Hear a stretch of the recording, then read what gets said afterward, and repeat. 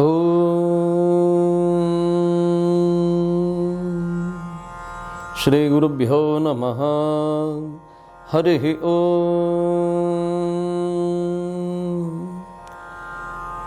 ಓಂ ಇಂದ್ರೋ ದೀರ್ಘಾಯ ಚಕ್ಷಸ ಆಸೂರ್ಯಂ ರೋಹಯದ್ದಿವಿ ವಿಗೋಭಿರದ್ರಿಮೈರಯತ್ ಸದಸಸ್ಪತಿಮದ್ಭುತಂ ಪ್ರಿಯಮಿಂದ್ರಸ್ಯ ಕಾಮ್ಯಂ ಸನಿಂ ಮೇಧಾಮಯಾಸಿಷಂ ಯೋಂತಃ ಪ್ರವಿಶ್ಯ ಮಮ ವಾಚಮಿಮಾಂ ಪ್ರಸುಪ್ತಾಂ ಸಂಜೀವಯತ್ಯಖಿಲಶಕ್ತಿಧರಸ್ವಧಾಮ್ನಾ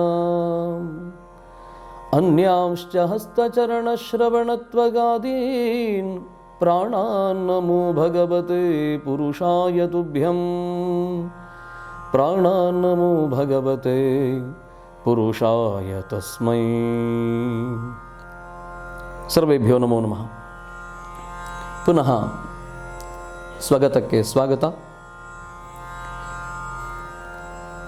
ಇಂದ್ರನ ಅನುಸಂಧಾನ ಮಾಡುವಂತಹ ವಿಧಾನ ಏನು, ಯಾವ ರೀತಿಯಲ್ಲಿ ಅನುಸಂಧಾನ ಮಾಡೋದರಿಂದ ಯಾವುದನ್ನು ಪಡೆಯಬಹುದು, ಋಗ್ವೇದದ ಆಧಾರದೊಂದಿಗೆ ನಾವು ಅಭ್ಯಾಸ ಮಾಡ್ತಾ ಇದ್ದೇವೆ, ಅರ್ಥ ಮಾಡಿಕೊಳ್ತಾ ಇದ್ದೇವೆ. ಸದಸಸ್ಪತಿಮದ್ಭುತಂ ಪ್ರಿಯಂ ಇಂದ್ರಸ್ಯ ಕಾಮ್ಯಂ ಸನಿಂ ಮೇಧಾಮಯಾಸಿಷಂ. ಇಲ್ಲಿ ಒಂದು ಜಿಜ್ಞಾಸಕ ವೃತ್ತಿ ಬರುತ್ತೆ. ಇಂದ್ರನ ಕುರಿತಾಗಿ ತಿಳ್ಕೊಳ್ಳುತ್ತಾ ಹೋಗುವಾಗ ಇಂದ್ರ ಅನ್ನೋದು ವ್ಯಕ್ತಿನಾಮವೋ ಪದನಾಮವೋ ಈ ಕುರಿತಾಗಿ ಹಲವರಿಗೆ ಗೊತ್ತಿರಬಹುದು, ಕೆಲವರಿಗೆ ಗೊತ್ತಿಲ್ಲದೆ ಇರಬಹುದು, ಮತ್ತೆ ಕೆಲವರಿಗೆ ಗೊಂದಲ ಇರಬಹುದು. ಇಂದ್ರ ಅನ್ನೋದು ಪದವಿಯೋ, ಇಂದ್ರ ಅನ್ನೋದು ಸ್ಥಾನವೋ, ಇಂದ್ರ ಅನ್ನೋದು ನಾಮವೋ? ನಾಮ ಹೌದು, ಆದರೆ ಸ್ಥಾನ ನಾಮ ಅದು. ಇಂದ್ರ ಅನ್ನುವಂಥದ್ದು ಕೇವಲ ಸ್ಥಾನ ನಾಮ ಹೊರತು ವ್ಯಕ್ತಿ ನಾಮ ಅಲ್ಲ. ಹಾಗಾಗಿ ನಾವು ತಿಳ್ಕೊಳ್ಬೇಕಾಗಿದೆ, ಇಂದ್ರ ಅನೇಕ ಕಾಲದವರೆಗೆ ಒಬ್ಬ ವ್ಯಕ್ತಿ ಇಂದ್ರ ಸ್ಥಾನದಲ್ಲಿರ್ತಾನೆ, ಆಮೇಲೆ ಮತ್ತೊಬ್ಬನು ಆ ಸ್ಥಾನಕ್ಕೆ ಬರ್ತಾನೆ. 100 ಕ್ರತುವಿನ ಆಚರಣೆ ಇಂದ್ರ ಪದವಿಗೆ ಅರ್ಹತೆಯಾಗಿದೆ ಅನ್ನೋದನ್ನು ನಾವು ತಿಳ್ಕೊಳ್ತೇವೆ. ಹಾಗಿರುವುದರಿಂದಲೇ ಶತಯಾಗವನ್ನು ಆಚರಿಸಿದಂತಹ ಬಲಿಚಕ್ರವರ್ತಿ ಇಂದ್ರ ಪದವಿಗೆ ಬಂದು ಬಿಡ್ತಾನೆ ಅನ್ನುವ ಕಾರಣಕ್ಕಾಗಿ ಅವನನ್ನು ನಿರಾಕರಿಸುವಾಗ ಮಹಾವಿಷ್ಣು ವಾಮನ ಸ್ವರೂಪವನ್ನು ತಲೆಕೊಂಡು ಬರ್ತಾನೆ. ಬಲಿಯು ಇಂದ್ರನಾಗುವುದನ್ನು ತಪ್ಪಿಸ್ತಾನೆ. ಆದರೂ ನಾವು ಈ ಹೊತ್ತಿನ ಆಚರಣೆಯಲ್ಲಿ ಸದ್ಯ ದೀಪಾವಳಿಯನ್ನು ಮುಗಿಸಿ ಈಚೆ ಬರ್ತಾ ಇರೋದರಿಂದ ಗಮನಿಸ್ಕೊಳ್ಳೋಣ. ಬಲೀಂದ್ರ ಅಂತಲೇ ನಾವು ಪ್ರತಿಪಾದನೆ ಮಾಡೋದು, ಬಲೀಂದ್ರ ಅಂತಲೇ ಹಬ್ಬದ ಆಚರಣೆ ಕೂಡ ಇರೋದು. ಬಲಿಯು ಇಂದ್ರನು, ಬಲೀಂದ್ರನು, ಸಂಧಿ ಕೂಡ ದೀರ್ಘ ಸಂಧಿ ಆಗಿದೆ. ಈ ಇಂದ್ರ ಪದವಿಗೆ ನಹುಷ ಎನ್ನುವಂತಹ ಒಬ್ಬ ಚಂದ್ರವಂಶದ ಚಕ್ರವರ್ತಿ ಕೂಡ ಅರ್ಹನಾಗಿದ್ದ. ಎಷ್ಟೋ ಕಾಲದವರೆಗೆ ನಹುಷನು ಕೂಡ ಇಂದ್ರ ಪದವಿಯಲ್ಲಿ ಆಳ್ವಿಕೆಯನ್ನು ನಡೆಸಿದ್ದ ಅನ್ನೋದನ್ನು ನಾವು ತಿಳ್ಕೊಳ್ತೇವೆ. ನಮ್ಮ ಇತಿಹಾಸಗಳ ಮೂಲಕವಾಗಿ ಮತ್ತೊಮ್ಮೆ ಸ್ಪಷ್ಟಪಡಿಸಬೇಕು. ಇತಿಹಾಸ ಅಂತ ಹೇಳಿದರೆ ರಾಮಾಯಣ ಮತ್ತು ಮಹಾಭಾರತ, ಇದು ಭಾರತದ ಶುದ್ಧವಾದ ಇತಿಹಾಸ. ಈ ಕಾಲದಲ್ಲಿ ನಾವು ಇತಿಹಾಸ ಅಂತ ಒಂದು ಶಿರೋನಾಮೆಯಲ್ಲಿ ಒಂದಿಷ್ಟು ಗ್ರಂಥಗಳನ್ನು, ಪುಸ್ತಕಗಳನ್ನು ಓದ್ತೇವೆ, ಹೊತ್ತಿಗೆಗಳನ್ನು ಓದ್ತೇವೆ. ಅದು ಭಾರತದ ಇತಿಹಾಸ ಅಂತ ನನಗನ್ನಿಸಲಿಲ್ಲ. ಯಾವುದು ಭಾರತದ ಇತಿಹಾಸ ಆಗಬಹುದು ಅಂತ ಕೇಳಿದರೆ, ಯಾವುದು ಯಥಾರ್ಥದಲ್ಲಿ ಭಾರತೀಯರ ಶೌರ್ಯಗಾಥೆಯನ್ನು ವಿಶ್ಲೇಷಣೆ ಮಾಡುತ್ತದೋ, ಭಾರತೀಯ ಜೀವನ ಪರಂಪರೆಯನ್ನು ಸಾಕಾರಗೊಳಿಸ್ತದೋ, ತೆರೆದು ನಿಲ್ಲಿಸ್ತದೋ, ಭಾರತೀಯರ ಸ್ಥೈರ್ಯ, ಧೈರ್ಯ, ಧರ್ಮಮನೋವೃತ್ತಿ, ಸತ್ಯನಿಷ್ಠೆ ಇತ್ಯಾದಿಗಳ ಕುರಿತಾಗಿ ಕೂಲಂಕಷವಾದಂತಹ ಪರಾಮರ್ಶನವನ್ನು ನಮಗೆ ದರ್ಶನ ಮಾಡಿಸ್ತದೋ ಅದು ಭಾರತದ ಇತಿಹಾಸ ಅಂತ ಒಪ್ಪಿಕೊಳ್ಳಬಹುದು. ಆದರೆ ನಾವು ಈಗ ಕಾಣುವಂತಹ ಇತಿಹಾಸದಲ್ಲಿ ಎಲ್ಲಿಯೂ ಭಾರತೀಯತೆ ಅಥವಾ ಭಾರತೀಯ ಸಮೃದ್ಧಿಯನ್ನು ಇದು ಗ್ರೇಟ್, ಅದು ಅತ್ಯುತ್ತಮವಾದದ್ದು ಅಂತ ಹೇಳಿದ ದಾಖಲೆ ಇರೋದಿಲ್ಲ. ಅಲೆಕ್ಸಾಂಡರ್ ನಮಗೆ ಗ್ರೇಟ್ ಆಗ್ತಾನೆ, ಅಕ್ಬರ್ ದಿ ಗ್ರೇಟ್ ಆಗುತ್ತೆ, ಬಾಬರ್ದಿ ಗ್ರೇಟ್ ಆಗುತ್ತೆ, ಎಲ್ಲರೂ ಕೂಡ ಗ್ರೇಟ್ ಆಗುತ್ತಾರೆ ಯಾರು ಭಾರತೀಯರನ್ನು, ಭಾರತೀಯ ಸಂಸ್ಕೃತಿಯನ್ನು ಹಿಂಸೆ ಮಾಡಿದರೋ. ಈ ಕಾಲದಲ್ಲಿ ಮತ್ತೊಂದು ಚಿಂತನೆಗೆ ಬರೋಣ. ಭಾರತೀಯತಾ ಅಂದ್ರೇನು, ಭಾರತೀಯ ಸಭ್ಯತೆ ಅಂದ್ರೇನು? ಹಾಗಲ್ಲದೆ ಇದ್ರೆ ಈ ಮಂತ್ರಧ್ವನಿಗೆ ಅರ್ಥವೇ ಬರೋದಿಲ್ಲ. ಮಂತ್ರದ ಮಧ್ಯದಲ್ಲಿ ಇದ್ಯಾಕೆ ಅಂತ ಕೇಳಿದರೆ, ಮಂತ್ರದ ಧ್ವನಿ ಧ್ವನಿತವಾಗಬೇಕು, ಅದು ಯಥಾರ್ಥದಲ್ಲಿ ಧ್ವನಿಸಬೇಕು ಅಂತಾದರೆ ನಮ್ಮ ಶ್ರದ್ಧೆಯ ಜಾಗೃತಿ ಆಗಬೇಕಲ್ಲ. ಶ್ರದ್ಧೆಯ ಜಾಗೃತಿ ಇಲ್ಲದೆ ಮಂತ್ರಾನುಸಂಧಾನದಿಂದ ಏನು ಪ್ರಯೋಜನ? ಮಂತ್ರ ಒಂದು ಉಪಕ್ರಮ, ಮಂತ್ರ ಒಂದು ಸಾಧನ, ಸಾಧಕನ ಸಾಧನೆಗೆ ಕಾರಣೀಭೂತವಾದದ್ದು ಮಂತ್ರ. ಮತ್ತೊಮ್ಮೆ ನೆನಪಿಸಿಕೊಳ್ಳೋಣ, ಮನನಂ ಮಂತ್ರಮಿತ್ಯಾಹುಹು ತ್ರಾಯತೆ ಪಾಪ ಸಂಕುಲಾತ್. ಯಾವುದನ್ನು ಅವಿರತವಾಗಿ ನಿರಂತರವಾಗಿ ಅಭ್ಯಾಸ ಮಾಡುವುದರಿಂದ, ಮನನ ಮಾಡುವುದರಿಂದ ನಮ್ಮ ಆಂತರ್ಯದಲ್ಲಿ ಉದ್ಭವವಾಗಿರುವ, ಉತ್ಪತ್ತಿಯಾಗಿರುವ ಮತ್ತು ಉತ್ಪತ್ತಿಯಾಗಬಹುದಾದ ಪಾಪಗಳು ನಾಶವಾಗುತ್ತವೋ ಅವು ಮಂತ್ರ. ಒಂದು ಕುತೂಹಲ ಬರುತ್ತೆ, ಈ ಮಂತ್ರ ಹೇಳುವವರಲ್ಲಿ ಪಾಪ ಇರಬಾರದು, ಮಂತ್ರವನ್ನು ಅಭ್ಯಾಸ ಮಾಡುವವರಲ್ಲಿ ಪಾಪ ಇರಬಾರದು. ಪಾಪ ಇದೆ ಅಂತಾದರೆ ಆ ಮಂತ್ರದ ಅನುಸಂಧಾನ ಸರಿಯಾಗಿ ಮಾಡಲಿಲ್ಲ ಅನ್ನೋದನ್ನು ಒಪ್ಪಿಕೊಳ್ಬೇಕು. ಯಾವುದು ಸ್ವೀಕಾರವೋ ಗೊತ್ತಿಲ್ಲ ನನಗೆ, ನಾನಾದರೂ ಅದೇ ಮಂತ್ರದ ಅನುಸಂಧಾನ ಮಾಡುತ್ತಾ ಕೂಡ ನಾನು ಪರಹಿತವನ್ನು ಸಾಧಿಸದೇ ಇದ್ದರೆ, ಪರಹಿತಕ್ಕೆ ವಿರುದ್ಧವಾಗಿ ವ್ಯವಹರಿಸುತ್ತೇನೆ ಅಂತಾದರೆ ನಾನು ಮಂತ್ರದಲ್ಲಿ ನಿಷ್ಠನಾಗಿಲ್ಲ ಅನ್ನೋದೇ ಅರ್ಥ. ಹೀಗೆ ಸ್ವೀಕರಿಸುವ ಮನೋವೃತ್ತಿ ನಮ್ಮಲ್ಲಿ ಜಾಗೃತವಾಗಿ ಸ್ಥಾಪಿತವಾಗುವವರೆಗೂ ಮಂತ್ರ ಅರ್ಥಪೂರ್ಣವಾಗೋದಿಲ್ಲ. ಸಾರ್ಥಕವಾದದ್ದು, ಅರ್ಥಸಹಿತವಾದದ್ದು ಅಂತ ಅರ್ಥ, ಅರ್ಥಪೂರ್ಣವಾದದ್ದು ಅಂತಲೂ ಅರ್ಥ.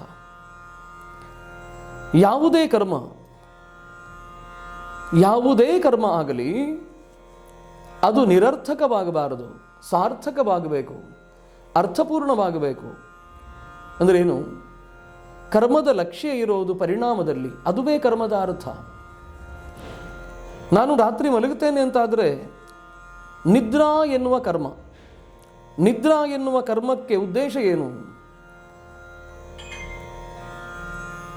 ಶ್ರಾಂತಗೊಂಡಿರುವಂತಹ ಶರೀರ ವಿಶ್ರಾಂತಿಯನ್ನು ಪಡೆಯಬೇಕು, ವಿಶ್ರಾಂತಿಯ ಸುಖವನ್ನು ಆಸ್ವಾದಿಸಬೇಕು.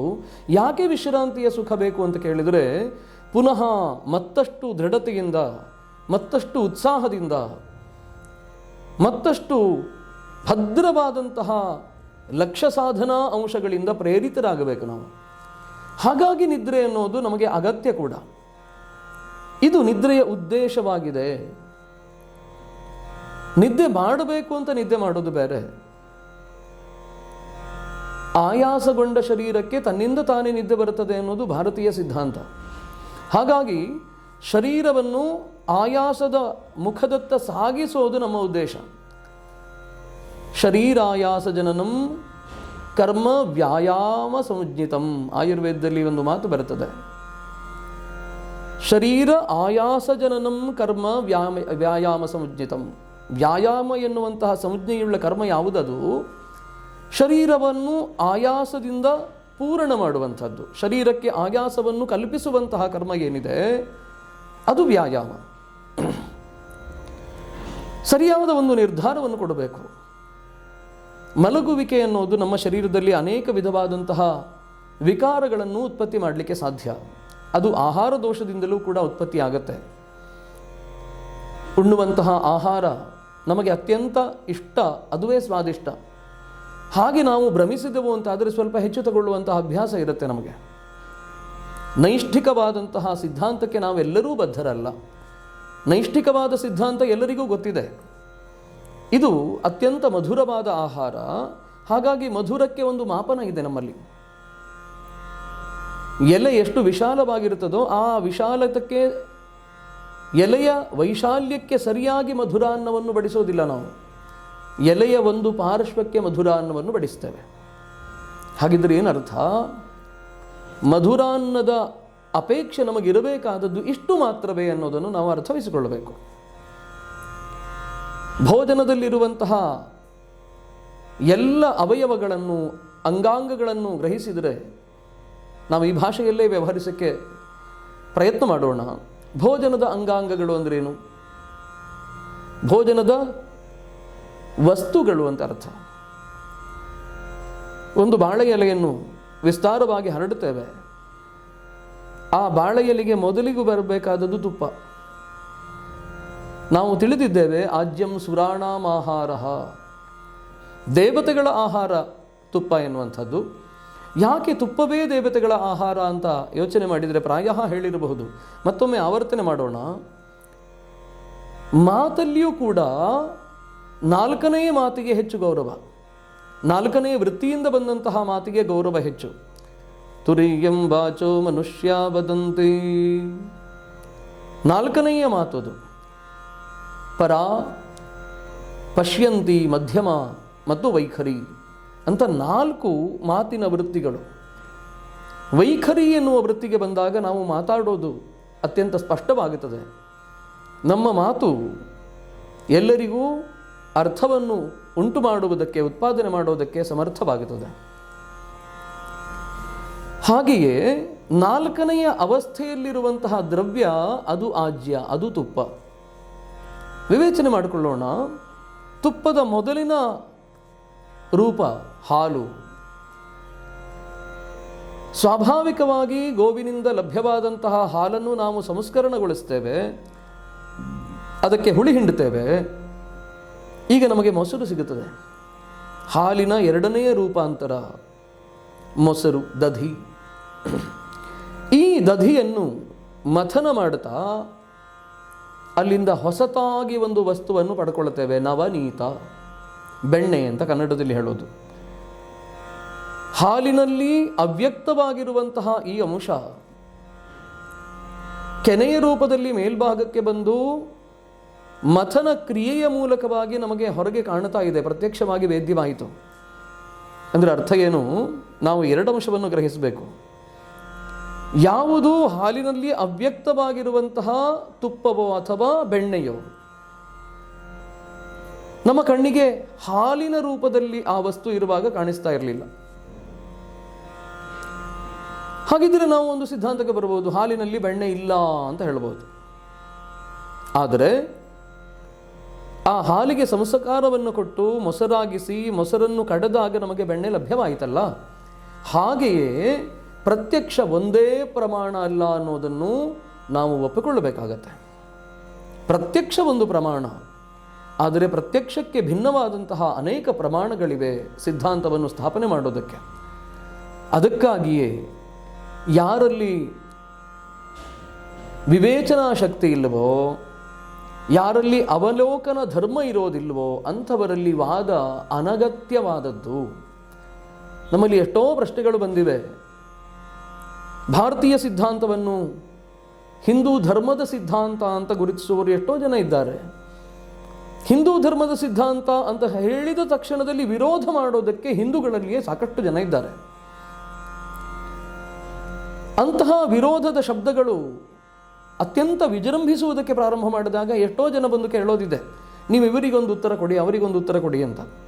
ಗಮನಿಸ್ಕೊಳ್ಳಿ, ನಾವು ಯಾರಿಗೆ ಉತ್ತರ ಕೊಡಲಿಕ್ಕೆ ಸಮರ್ಥರು ಅಂತ ಕೇಳಿದರೆ, ಯಾವನಿಗೆ ಆ ವಿಷಯದಲ್ಲಿ ಒಂದು ಸ್ವಲ್ಪವಾದರೂ ಜ್ಞಾನ ಇದೆಯೋ ಅವನಿಗೆ ಉತ್ತರ ಕೊಡಬಹುದು. ಯಾವನಿಗೆ ಒಂದು ವಿಷಯದಲ್ಲಿ ಯಾವುದೇ ಜ್ಞಾನ ಇಲ್ಲವೋ ಅವನಿಗೆ ಉತ್ತರ ಹೇಳಲಿಕ್ಕೆ ಆಗೋದಿಲ್ಲ. ಯಾಕೆಂದರೆ ಅವನು ಸ್ವಯಂ ಸಿದ್ಧವಾದಂತಹ ವಸ್ತು. ಅವನು ತನ್ನ ಸಿದ್ಧಾಂತವನ್ನು ಬಿಟ್ಟು ಆಚೆ ಬರಲಿಕ್ಕೆ ಸಿದ್ಧನಿಲ್ಲ. ವಿತಂಡವಾದ ಅಂತ ಒಂದು ವಾದ ಇದೆ, ಛಲ ಅಂತಲೂ ಇದಕ್ಕೆ ಕರೀತೇವೆ. ನೀವು ಹೀಗೆ ಹೇಳಿದ್ರೆ ಹಾಗೆ ಹೇಳ್ತಾನೆ, ಹಾಗೆ ಹೇಳಿದ್ರೆ ಹೀಗೆ ಹೇಳ್ತಾನೆ. ಒಟ್ಟಾರೆ ಅವನ ಸ್ಥಿರೀಕರಣ ಇರೋದಿಲ್ಲ. ಭಗವದ್ಗೀತೆ ಇದು ಮೂರ್ಖರ ಅಧ್ಯಾಯ ಅಂತ ಹೇಳೋದಕ್ಕೆ ಎಷ್ಟೋ ಜನ ಇರಲಿಲ್ವೇನು? ಇರಬಹುದು. ಶಾಸ್ತ್ರ ಹೀಗೆ ಹೇಳ್ತಾ ಇದೆ, ಯಾವನು ಯಾವ ವಸ್ತುವಿನ ಇಂಗಿತವನ್ನು ಅರ್ಥ ಮಾಡಿಕೊಳ್ಳುವುದರಲ್ಲಿ ಅಸಫಲನಾಗುತ್ತಾನೋ ಅವನು ತನ್ನನ್ನು ರಕ್ಷಣೆ ಮಾಡೋದಕ್ಕೆ ಅದೇ ವಸ್ತುವನ್ನು ದೂರುತ್ತಾನೆ ಎನ್ನುವುದು ಸಾಮಾನ್ಯ ಧರ್ಮ. ಹಾಗಾಗಿ ಅತ್ಯಂತ ಶುದ್ಧವಾಗಿ ನಾವು ಒಪ್ಪಿಕೊಳ್ಳೋಣ, ತಿಳ್ಕೊಳ್ಳೋಣ. ಭಗವದ್ಗೀತೆಯನ್ನು ನಿಂದೆ ಮಾಡಬೇಕು ಅಂತಾದರೆ ನಿಜವಾದ ಅರ್ಥದಲ್ಲಿ ಆ ವ್ಯಕ್ತಿ ಅಥವಾ ಆ ಶಕ್ತಿ ಭಗವದ್ಗೀತೆಯ ಒಂದು ಅಧ್ಯಾಯವನ್ನು ಓದಲಿಲ್ಲ ಅನ್ನೋದು ಅತ್ಯಂತ ಸತ್ಯ. ನಾನು ಇಷ್ಟು ನಿಷ್ಠುರವಾಗಿ ಹೇಗೆ ಹೇಳಬಲ್ಲೆ ಅಂತ ಕೇಳಿದರೆ, ಇಷ್ಟು ವಿಶ್ವಾಸದಿಂದ ಹೇಗೆ ಹೇಳಬಹುದು ಅಂತ ಕೇಳಿದರೆ, ಭಗವದ್ಗೀತೆಯ ಒಂದು ಅಧ್ಯಾಯವನ್ನಾದರೂ ಸರಿಯಾದ ರೀತಿಯಲ್ಲಿ ವಿವೇಚನಾತ್ಮಕವಾಗಿ ಅಧ್ಯಯನ ಮಾಡಿ ಅರ್ಥ ಮಾಡಿಕೊಳ್ಳುವ ಪ್ರಯತ್ನಕ್ಕಿಳಿದರೆ ಭಗವದ್ಗೀತೆಯನ್ನು ನಿಂದೆ ಮಾಡುವಂತಹ ಸಮರ್ಥತೆ ನಮಗೆ ಬರೋದೇ ಇಲ್ಲ. ಯಾಕಂದರೆ ಇದು ಒಂದು ವ್ಯಕ್ತಿಯನ್ನು, ಒಂದು ಸಮಾಜವನ್ನು, ಒಂದು ಸಮುದಾಯವನ್ನು ಕೇಂದ್ರೀಕರಿಸಿ ಉತ್ಪತ್ತಿಯಾದದ್ದಲ್ಲ. ಲೋಕಹಿತಕ್ಕಾಗಿ ಉತ್ಪತ್ತಿಯಾದಂತಹ ಯಾವುದೇ ಅಂಶ ಅದನ್ನು ಅರ್ಥವಿಸಿಕೊಂಡರಾದರೆ ಅದರ ವಿರುದ್ಧವಾಗಿ ನಡ್ಕೊಳ್ಳುವಂತಹ ಮನಸ್ಥಿತಿ ನಮಗೆ ಬರಲಿಕ್ಕೆ ಸಾಧ್ಯ ಇಲ್ಲ. ವಿರುದ್ಧವಾದದ್ದನ್ನು ಪ್ರಕಟಿಸ್ತೇವೆ ಅಂತಾದರೆ ನಮಗೆ ಅದರಲ್ಲಿ ಏನೂ ಜ್ಞಾನ ಇಲ್ಲ ಅನ್ನೋದೇ ಅರ್ಥ. ಹೀಗಿದ್ದ ಮೇಲೆ ಇಂಥವರಲ್ಲಿ ವಾದ ಮಾಡಿ ಪರಿಣಾಮ ಏನು? ನಮಗೆ ಈ ವಾದದಿಂದ ಸಮಾಧಾನ ಸಿಗೋದಿಲ್ಲ. ಆದರೆ ನಿಜವಾದ ಸಮಾಧಾನ ಪ್ರತಿಯೊಂದು ಜೀವಿಯಲ್ಲಿದೆ. ಪ್ರತಿಯೊಂದು ಭಾರತೀಯನ ಒಂದೊಂದು ರಕ್ತ ಕಣದಲ್ಲಿದೆ. ಹೇಗೆ ಅಂತ ಕೇಳಿದರೆ, ಅವನೆಷ್ಟು ನಿಂದೆ ಮಾಡ್ತಾನೋ ಭಾರತೀಯ ಸಂಸ್ಕೃತಿಯನ್ನು, ಭಾರತೀಯ ಆಚರಣೆಗಳನ್ನು ಎಷ್ಟು ವ್ಯಕ್ತಿಗಳು ಎಷ್ಟು ಸಾರಿ ನಿಂದೆ ಮಾಡ್ತಾರೋ ನಾನು ಅಷ್ಟು ತೀವ್ರವಾಗಿ ಇದನ್ನು ಆಚರಿಸ್ತೇನೆ ಎನ್ನುವ ಮನಸ್ಥಿತಿಗೆ ಬರೋಣ. ವಿವೇಚನೆಗೆ ತಂದುಕೊಳ್ಳೋಣ. ಕೆಲವು ಕಾಲಗಳ ಹಿಂದೆ, ಕೆಲವು ತಿಂಗಳುಗಳವರೆಗೂ ಕೂಡ, ಹಿಂದಿನವರೆಗೂ ಕೂಡ ನಾವು ಮನೆ ಬಾಗಿಲಿಗೆ ಬಂದರೆ ನೀರು ಕೊಡುವುದನ್ನು ಮರೆತು ಬಿಟ್ಟಿದ್ದೆವು. ನೋಡಿ, ಭಾರತೀಯ ಮನೆತನ ಹೇಗಿತ್ತು ಅಂತ ಕೇಳಿದರೆ, ಭಾರತೀಯ ಮನೆಯ ವ್ಯವಸ್ಥೆ ಹೇಗಿತ್ತು ಅಂತ ಕೇಳಿದರೆ, ಯಾವನೇ ಅತಿಥಿಯೋ ಅಭ್ಯಾಗತನೋ ಆಗಂತುಕನೋ ಯಾರೇ ಆದರೂ ಮನೆಗೆ ಬಂದರೆ ಮೊದಲು ಕಾಲಿಗೆ ನೀರು ಹಾಕ್ಕೊಂಡು ಆಮೇಲೆ ಒಳಗೆ ಬರೋದು, ಇದು ಶಿಷ್ಟಾಚಾರ. ಇದೇ ರೀತಿಯ ಮನೆಯ ವಿನ್ಯಾಸ ಇರೋದು. ನಾವು ಈಗಲೂ ಭಾರತ ದೇಶದಲ್ಲಿದ್ದೇವೆ. ನಾವು ಈಗಲೂ ಭಾರತೀಯರಾಗಿದ್ದು ಇಂಡಿಯನ್ಸ್ ಅಂತ ನಮ್ಮನ್ನು ನಾವು ಕರ್ಕೊಳ್ತೇವೆ. ಆದರೆ ಈಗ ನಮ್ಮ ಮನೆಯಲ್ಲಿ ಎಷ್ಟು ವ್ಯವಸ್ಥೆ ಇದೇ ರೀತಿಯಲ್ಲಿದೆ, ಎಷ್ಟು ಮನೆಯಲ್ಲಿ ಈ ವ್ಯವಸ್ಥೆ ಇದೆ, ಯೋಚನೆ ಮಾಡಿಕೊಳ್ಳೋಣ. ಇದನ್ನೆಲ್ಲ ಬಿಟ್ಟು ಬಿಟ್ಟಿದ್ದೇವಲ್ಲ ನಾವು. ಎಲ್ಲೋ ದೂರದ ಪ್ರಯಾಣದಿಂದ ಬಂದವನು ಮೊದಲು ಕೈಕಾಲು ತೊಳೆದು ಒಳಗೆ ಬರಬೇಕು, ಹಾಗೆ ಮೊದಲಿಗೆ ಸ್ನಾನ ಮಾಡಬೇಕು ಅನ್ನೋದು ನಿಯಮವಾಗಿತ್ತು ನಮಗೆ. ಇದನ್ನು ಬಿಟ್ಟು ಬಹುದೂರ ಸಾಗಿ ಬಂದು ಬಹಳಷ್ಟು ವರ್ಷ ಕಳೆದಾದ ಮೇಲೆ ಈಗ ಪುನಃ ಅದನ್ನೇ ಮಾಡ್ತೇವಲ್ಲ. ಯಾಕೆ ಮಾಡ್ತೇವೆ? ಯಾವುದಾದರೂ ಕ್ಷೇತ್ರಕ್ಕೆ ಅಥವಾ ಯಾವುದಾದರೂ ಜನಸಂದಣಿ ಇದ್ದ ಪ್ರದೇಶಕ್ಕೆ ಹೋಗಿ ಬಂದರೆ ತಕ್ಷಣ ಮೊದಲಿಗೆ ಈಗ ಬಾತ್ರೂಮಿಗೆ ಹೋಗ್ತೇವೆ ನಾವು. ಈ ಬಾತ್ರೂಮ್ ಅನ್ನುವ ವ್ಯವಸ್ಥೆ ಮನೆಯಿಂದ ಹೊರಗಿರ್ತಿತ್ತು, ಈಗ ಒಳಗೆ ಬಂದಿದೆ. ತಂದುಕೊಂಡಿದ್ದು ಯಾರು?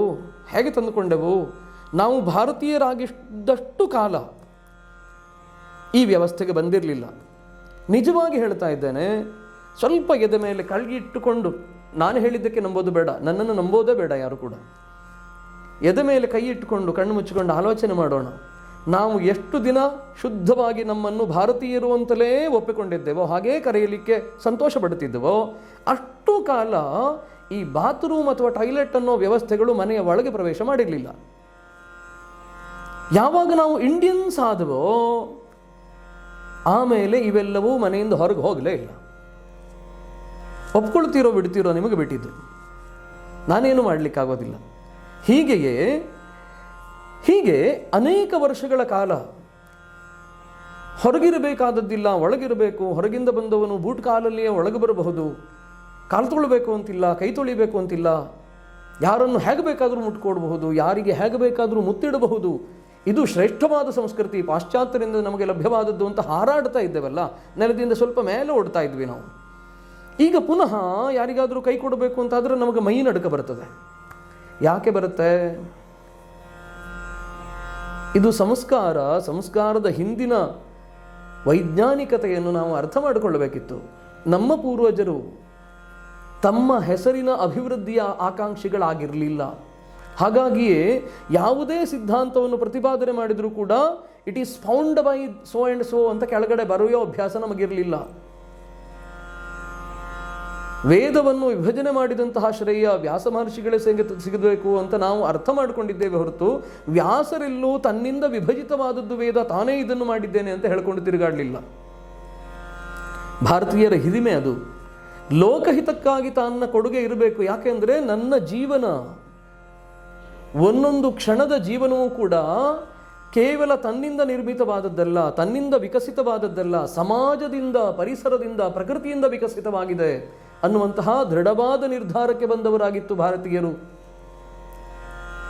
ನಾವು ಈಗ ಹೇಗಿದ್ದೇವೆ? ಕೆಲವು ಕಾಲದ ಹಿಂದೆ ಒಬ್ಬರು ಕೇಳ್ತಾರೆ, ಈ ಕಾಲದಲ್ಲಿ ಪರೀಕ್ಷಾ ಅನ್ನುವಂತಹ ಒಂದು ಪದ್ಧತಿ ಇದೆಯಲ್ಲ, ಇದರ ಉದ್ದೇಶ ಅಥವಾ ಸಾಫಲ್ಯತೆ ಏನು ಅಂತ ಕೇಳಿದರೆ, ಇತಿಹಾಸದ ಪುಟದಲ್ಲಿ ನಾವೊಂದು ಅಕ್ಷರವನ್ನು ಓದ್ತೇವೆ, ಒಂದು ಪದಪುಂಜಗಳನ್ನು ಓದ್ತೇವೆ. ಏನಂತ? ಅಶೋಕನು ಒಬ್ಬ ಶ್ರೇಷ್ಠ ಚಕ್ರವರ್ತಿಯಾಗಿದ್ದ, ಅವನು ಶಾಂತಿಯನ್ನೇ ಪ್ರತಿಪಾದನೆ ಮಾಡಿದರೆ. ಕ್ಷತ್ರಿಯರು ಶಾಂತಿಯನ್ನು ಪ್ರತಿಪಾದನೆ ಮಾಡಲಿಕ್ಕೆ ಆಗೋದಿಲ್ಲ. ಒಬ್ಬ ರಾಜನು ಎಲ್ಲ ಕಡೆ ಶಾಂತಿಯನ್ನೇ ಪ್ರತಿಪಾದನೆ ಮಾಡಲಿಕ್ಕೆ ಆಗೋದಿಲ್ಲ, ಶಾಂತಿಯ ಅಪೇಕ್ಷೆ ಇರಬಹುದು. ಹಾಗಂತ ಪ್ರಜಾಹಿತದ ಅನುಲಕ್ಷೀಕರಣ ಇರುವಾಗ ಕೇವಲ ಶಾಂತಿ ಎನ್ನುವ ಮಂತ್ರದಿಂದ ಏನೂ ಸಾಧಿತವಲ್ಲ. ಈ ಅಂಶವನ್ನು ನಾವು ಮರೆಮಾಚುತ್ತೇವೆ. ಇದರ ಉದ್ದೇಶ ಇಷ್ಟೇ, ಭಾರತೀಯರ ಆಂತರ್ಯದಲ್ಲಿರುವಂತಹ ರಾಷ್ಟ್ರಪ್ರೇಮವನ್ನು, ಕ್ಷಾತ್ರತೇಜವನ್ನು ದಮನಗೊಳಿಸೋದಾಗಿದೆ. ದೇವತೆಗಳಲ್ಲಿ ಇಂದ್ರನು ಕೂಡ ಹಾಗೆ. ಇಂದ್ರನು ಯಾಕಾಗಿ ದೈತ್ಯರ ವಿರೋಧವನ್ನು ಮಾಡ್ತಾನೆ, ಯಾಕಾಗಿ ದೈತ್ಯರನ್ನು ದಮನಿಸುವ ಹಾಗೆ ಪ್ರಾರ್ಥನೆ ಮಾಡ್ತಾನೆ ಎನ್ನುವ ಕುರಿತಾಗಿ ಒಂದಿಷ್ಟು ಜಿಜ್ಞಾಸೆಯನ್ನು ಇಟ್ಟುಕೊಳ್ಳೋಣ. ಈ ಭಾಗದಲ್ಲಿ ಪ್ರಶ್ನೆ ಮಾತ್ರ ಇರುತ್ತದೆ, ಮುಂದಿನ ಭಾಗದಲ್ಲಿ ಉತ್ತರವನ್ನು ನಿರೀಕ್ಷೆ ಮಾಡೋಣ. ಹಾಗಾಗಿ ಸಮಯಾಭಾವ ಇರೋದರಿಂದ ಈ ಭಾಗಕ್ಕೆ ನಾವು ಧನ್ಯವಾದವನ್ನು ಅರ್ಪಣೆ ಮಾಡೋ ಸಂದರ್ಭ ಬಂದಿದೆ. ಪುನಃ ಇದನ್ನೇ ಅನುಸಂಧಾನ ಮಾಡೋಣ ಮುಂದಿನ ಭಾಗದಲ್ಲಿ. ಅಲ್ಲಿಯವರೆಗೆ ಎಲ್ಲರಿಗೂ ಕೂಡ ಧನ್ಯವಾದಗಳು. ಶುಭ ದಿನ, ಶುಭ ಸಮಯ ಯಾವಾಗಲೂ ನಮ್ಮ ಜೊತೆಯಲ್ಲಿರಲಿ. ಓಂ